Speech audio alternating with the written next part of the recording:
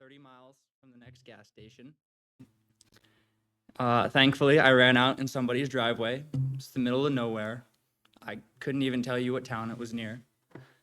And I started walking down the driveway, and a couple feet in, came around a corner, and there's a big gate, and there's a sign that says, "This house is protected by a rifle, a German Shepherd, and the good Lord. If you're here to cause harm, be prepared to meet all three." And so I went walking down the road, down their driveway. I got a decent ways down, and a black car came driving up. And I stopped, and I waited.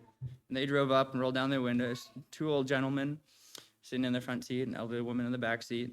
And they asked me how I was doing. I let them know what was going on. I asked if I could buy some gas from them. And so, yeah, they invited me back to the house. Went back. They got me 5 gallons. It was enough to get me to the gas station. And I asked them how much they wanted for it. Told me just take it. They told me where to put the gas can when I was done, and then they left.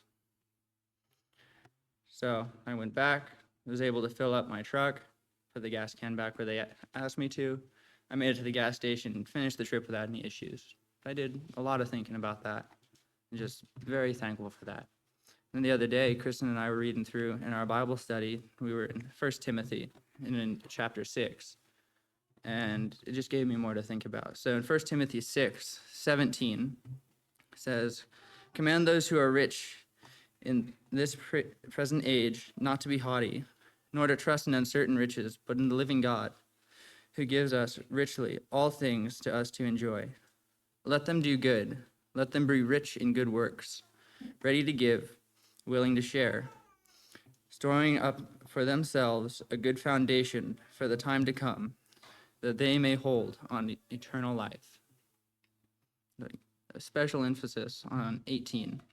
Let them do good, that they be rich in good works, ready to give, willing to share.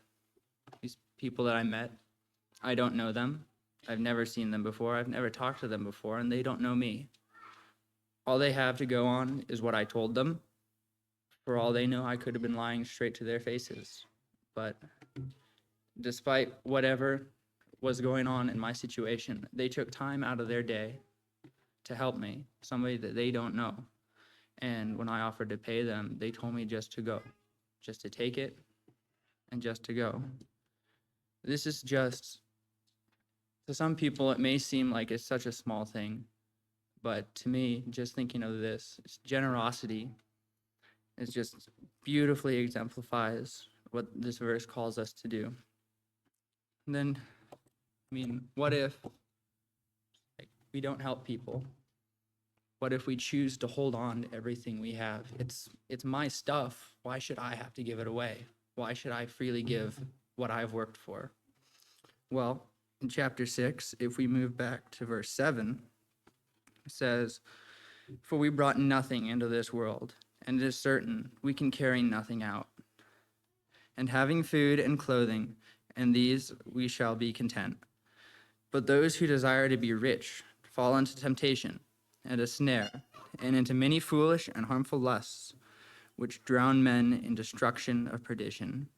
For the love of money is the root of all kinds of evil, for which some have stayed from the faith in their greediness, and pierced themselves through with many sorrows." We are here for such a short time. And I think of all the many things I'm blessed with, talks about food and clothes, and we should be content. Like, I have a lot more stuff than just food and clothes.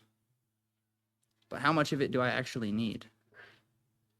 And in the past, I've definitely struggled with the love of money, working so many more hours than is required of me just so I can have a little bit more, just so I can buy something a little bit nicer.